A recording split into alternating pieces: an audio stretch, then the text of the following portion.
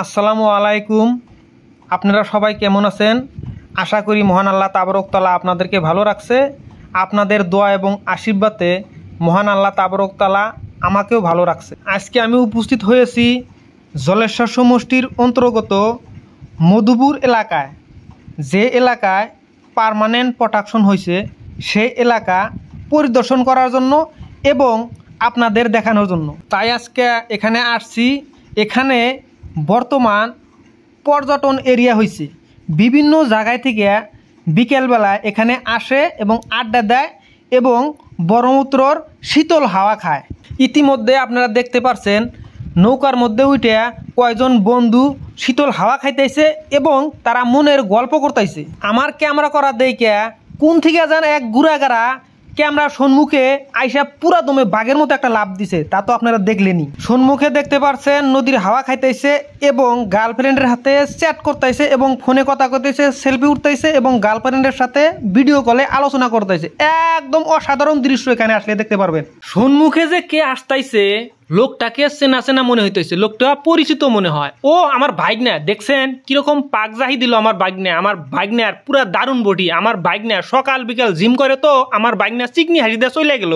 সম্মুখে একটু আগ বেড়ে যায়। সম্মুখে কিছু লোক দেখে গেতেছে, তাদের সাথে গল্প করব এবং আড্ডা দিব, কিছু মনের কথা খুলে বলবো। তারা কি বলে এবং তাদের কথা শুনবো এবং তাদের সাথে আমি আলোচনা করব, দেখি তারা কি বলে। তাদের সম্মুখে যায় যখন আমি হাই হ্যালো বললাম, হাই হ্যালো বলার পরে পরে ওই লোকগুলো আমাকে পাত্তাই দিল না। কি আর করা, যদি তারা পাত্তা না দেয় জোর করে তো গল্প করা যাব না। সেই জন্য মনটা খুব খারাপ করে নিয়ে আবার সম্মুখের দিকে একবারে আসলাম। বিকেলবেলা যদি কেউ প্রাকৃতিক দৃশ্য দেখতে চান এবং শরীর শীতল করতে চান, ঠান্ডা করতে চান, তাহলে আপনারা অবশ্যই এই মধুপুর অঞ্চলে আসেন। আইসা বিকেলবেলাতে আপনারা আড্ডা দিতে পারেন এবং আপনারা শরীর ঠান্ডা করতে পারেন। আপনাদের অবশ্যই মন ভালো হয়ে যাব, এটা আমি 100% আপনাদেরকে গ্যারান্টি দিয়ে বলছি। কিন্তু যারা এই অঞ্চলে আসবেন, এই দৃশ্যটা দেখার জন্য আসবেন এবং আপনারা শরীর ঠান্ডা করার জন্য এখানে আসবেন, তাদের উদ্দেশ্যে আমি 2-4টা কথা বলবো। যেনারা এই অঞ্চলে আসবেন তেনাদের উদ্দেশ্য আমার প্রথম কথা হলো, আপনারা এই অঞ্চলে আসবেন, আইসা দেখবেন ঠিকই, কিন্তু এই জিও ব্যাগগুলা আপনারা কখনো হাত দিয়ে চিমটি করবেন না এবং জিও ব্যাগের সুতা কখনো হাত দিয়ে টানাটানি করবেন না। যেভাবে আছে ওইভাবে থাক, আপনারা দেখবেন, শুধু দেখবেন। 2 নম্বর কথা হলো, আপনারা এখানে আইসা বিড়ি অথবা সিগারেট যে খাবেন এই জিও ব্যাগের উপরে বসে কখনো খাবেন না এবং ম্যাচের খাটি এই জিও ব্যাগের উপরে কখনো ফালাবেন না। যদি ফালান অবশ্যই জিও ব্যাগের ক্ষতি হতে পারে। যদি জিও ব্যাগ ক্ষতি হয় তাহলে এই ব্রহ্মপুত্র পার্মানেন্ট প্রোটেকশন স্থায়ীভাবে কখনো থাকবেন না। অবশ্যই জিও ব্যাগ ক্ষতি হলে এই নদী আবার নতুন করে ভাঙন শুরু হবে।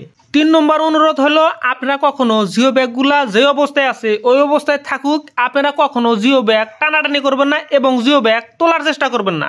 এটা আপনাদের কাছে অনুরোধ রাখলাম। যদি টানাটানি করেন তাহলে জিও ব্যাগের পজিশন নষ্ট হয়ে যাবে এবং জিও ব্যাগের পজিশন নষ্ট হলে নদীর ভাঙ্গন সৃষ্টি হতে পারে। এবং ওখানে গিয়ে আপনারা কোনো ধরনের হুই হাল্লা করবেন না, নীরবে থাকবেন। আপনারা হুই হাল্লা করলে অবশ্যই স্থানীয় যারা ব্যক্তি আছে তাদের অবশ্যই ডিস্টার্ব হবে। সেই জন্য স্থানীয় ব্যক্তিদেরকে আপনারা ডিস্টার্ব দিবেন না, নিরালে থাকবেন এবং ওই অঞ্চল পরিদর্শন করবেন এবং মনোরম দৃশ্য দেখে অবশ্যই ওখান থেকে মনে মনে চলে আসবেন। এই অনুরোধ রাইকে আজকে আমার এই ভিডিওটি সমাপ্ত করছি।